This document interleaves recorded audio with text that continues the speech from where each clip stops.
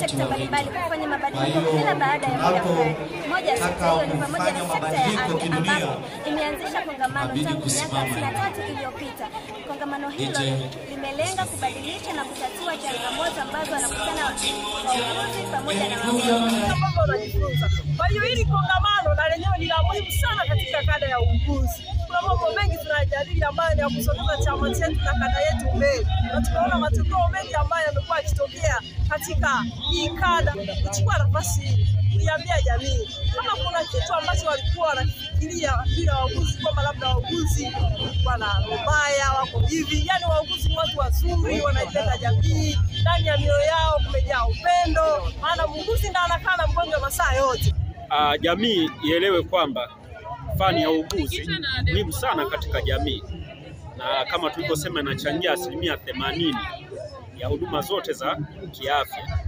Kwa hiyo wauguzi wanachangia 80% na ni wengi, kwamba bila muuguzi daktari hawezi kufanya kazi, lakini bila daktari muuguzi ana uwezo wa kufanya kazi.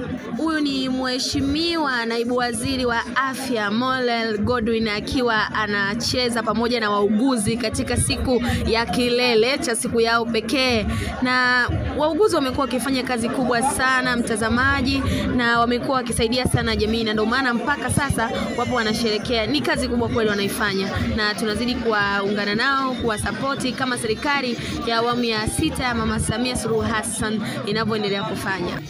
Wauguzi, nguvu ya mabadiliko duniani. Bwana, ikiwa ni siku ya mwisho ya kilele cha siku ya wauguzi duniani inayofanyika kila mwaka mwezi wa 5.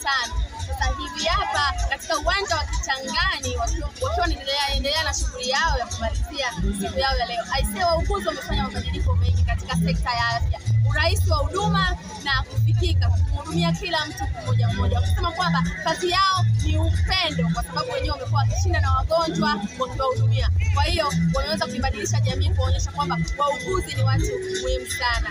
Nilia kusogezea haya kuhusiana na siku ya leo, niko Kudura George, na nyuma ya kamera yuko Rosie Seru.